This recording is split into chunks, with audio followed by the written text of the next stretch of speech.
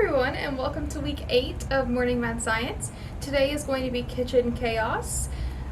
So we're going to be doing a salt and ice experiment and a milk and dish soap experiment. So the first one we're going to do is the salt and ice. And so as you can see, we have a little cube of ice right here. Alright guys, so now that we're a little bit closer, I'm going to go ahead and grab our salt. And this is going to lower the freezing point of water, so it's going to melt quicker. So this is why whenever it snows, we put salt on the road. So first we're gonna sprinkle some salt, and it's gonna start to break down the water. I'm gonna put a lot. All right. And so you'll be able to see it better in person if you do this one at home or if you come hang out with us. But basically what's happening is the salt is breaking and making little itty bitty tunnels into the ice. So what we're gonna do is we're gonna use paint to look at those little tunnels, because they're kind of hard to see right now. So we're gonna put paint in, and you'll be able to see the little tunnels a little better as they go through the ice. And like I said, you'll be able to see better at home, but this is just for demonstration. So here I can see a lot of little tunnels filling up with blue dye. Now I'm going to do some red. And lots of little tunnels with red dye. And you can make your ice however big or small you want. If you want to make an ice canvas and then paint on it with salt and ice, that'd be very beautiful. Of course, it won't last forever, so you'll need to take pictures. As you can see, it's starting to make little tunnels right along the sides here.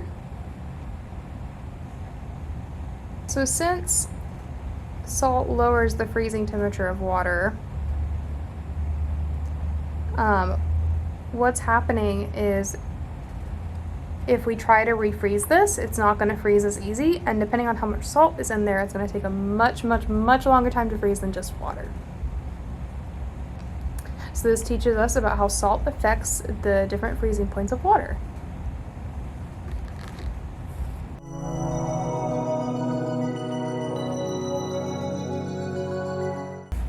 Alright, for our next experiment, we're going to do magic milk.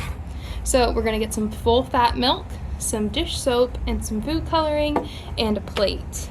So full fat milk has way more fat in it than 1 or 2%.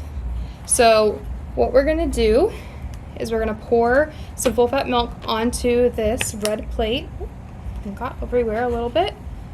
We're gonna be careful. So I'm gonna fill up the plate.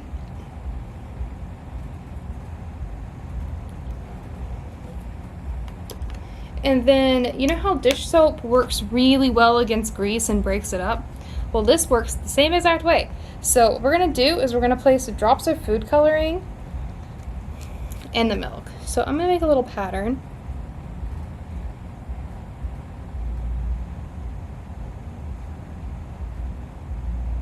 I'll put some blue.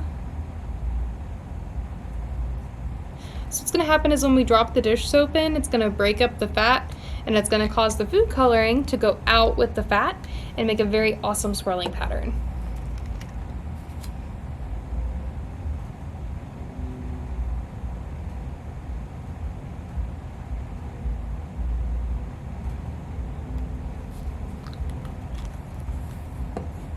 Alright, so now we're going to take our dish soap, which is awesome against grease. We're going to put it in the middle, and we're gonna watch what happens. So as you can see, you might not be able to see it very well on the camera, but the colors spread out really quickly as the fat got distributed. And it's starting to make a swirling pattern. So the longer you let it sit and the more food coloring you put in, the more effect it's gonna have. So we can try with some of our food coloring diluted water to see if that changes the results.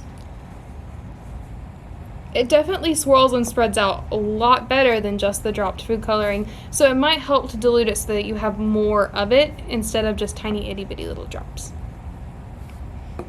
So that is it for our science today. I hope you guys have a lot of fun. I hope to see you all soon and that you're all staying safe and well.